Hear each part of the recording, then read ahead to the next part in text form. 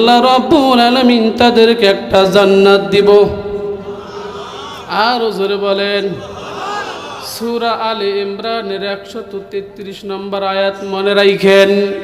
আল্লাহ রাব্বুল আলামিন দুইটা ঘোষণা দিয়েছেন, একটা হলো ক্ষমার ঘোষণা আর একটা হলো ক্ষমার পর আল্লাহ রাব্বুল আলামিন জান্নাতের ঘোষণা দিয়েছে। প্রভের আমার আল্লাহ রাব্বুল আলামিন একটা জান্নাত দিবেন। কেমন জান্নাত দিবেন? আরদুহাস সামাওয়াতু ওয়াল আরদ, আসমান এবং জমিন যত বড় বিস্তৃত, যত বড়, এত বড় জান্নাত তাদেরকে দিবে। এরকম জান্নাত পাওয়ার দরকার আছে কি নাই?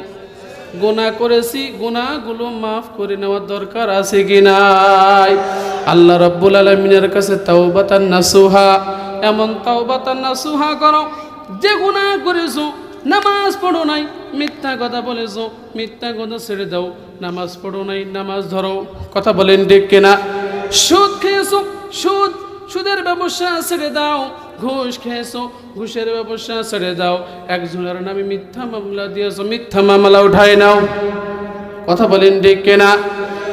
যে ভুলগুলো করেছো, ভুলগুলো থেকে তোমরা ফিরে আসো। ওগো আল্লাহ, আর কোনোদিন এই ভুলগুলো করব না, এমন ভাবে যদি তওবা করো, আল্লাহ রাব্বুল আলামিন ডাক দিয়ে বলেন, গোলাম 60 বছর 70 বছরের গুনাহ নিয়ে যদি আমি আল্লাহ রাব্বুল আলামিনের কাছে এমন তওবা করতে পারো, তোমার চোখের পানি নাকের ডগা আসার আগে আমি আল্লাহ তোমার তওবা কবুল করে নিয়ে তোমার গুনাহগুলো মাফ করে দিব।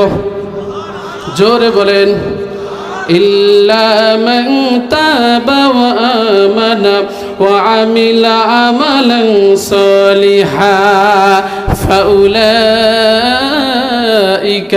ইউবাদদিলুল্লাহু সাইয়্যাতিহিম হাসানাত। আল্লাহু আকবার। আল্লাহ রাব্বুল আলামিন ডাক দিয়ে বলেন, যদি কেউ তওবা করতে পারে, জোরে বলেন কি করতে পারে? ইল্লা মান তাবা ওয়া আমানা। কোরআন বুঝেন তো? বুঝেন কিনা? কোরআন থেকে ডাইরেক্ট আলোচনা।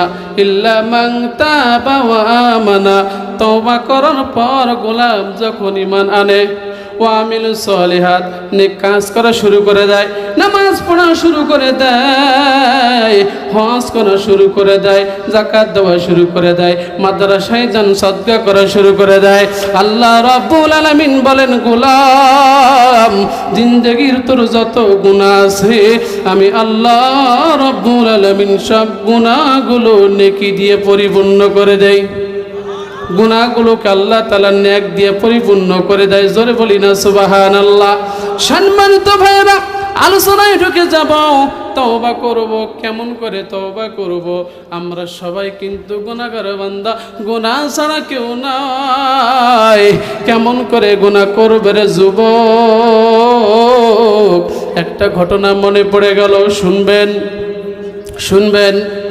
সম্মানিত ভাইরা আমার, ইসলামের প্রথম খলিফা আল্লাহর রাসূল যখন পরলোক গমন করলেন, ভালো লাগে, সামনে আরো ভালো লাগবে। একটু মনোযোগ দিয়ে দেন, আমাকে একটু সাজাইতে দেন। আলোচনা বলবো, আলোচনা করবো, উঠবেন না, উঠলে কিন্তু কিছুই বুঝতে পারবেন না। কোরআন থেকে তাফসীর করতেছি, একটু মনোযোগ দিয়ে শোনেন। আমি আপনাদের সেই সুদূর দিনাজপুর থেকে আপনাদের কাছে আসলাম, 1 ঘন্টা সময় দেন, কোরআন থেকে বলবো, আপনারা মজা পাবেন। ইসলামের প্রথম খলিফার নাম হযরত আবু বকর রাদিয়াল্লাহু তাআলা আনহু। এত নরম সাহাবী, যে সাহাবী জান্নাতের সার্টিফিকেট পেয়েছেন, এমন একজন সাহাবী, যে সাহাবী নবীজির হিজরতের সাথী। হযরত আবু বকর রাদিয়াল্লাহু তাআলা আনহু যখন তিনি খলিফার মসনদে বসেছেন, একদিন হযরত আবু বকর কুফা নগরীতে তিনি সফরে গেলেন। জোরে বলেন কোথায়? হযরত আবু বকর কুফা নগরীতে সফরে গেলেন হযরত আবু বকর। কুফা নগরীর সফরের মধ্যে গিয়ে কয়েকদিন যখন তিনি অবস্থান করতেছিলেন, এমন সময় আবু বকরের কাছে একটা খবর আসলো। কি খবর আসলে একটু শুনেন। হযরত আবু বকর রাদিয়াল্লাহু তাআলা আনহু কুফা নগরীর মধ্যে অবস্থান করেছেন। আবু বকরের কাছে একটা খবর আসলো, হে আবু বকর, তোমার যে এলাকায় তুমি অবস্থান করেছো, এই এলাকার মধ্যে এক গ্রামের মধ্যে একটা যুবক মারা গেছে।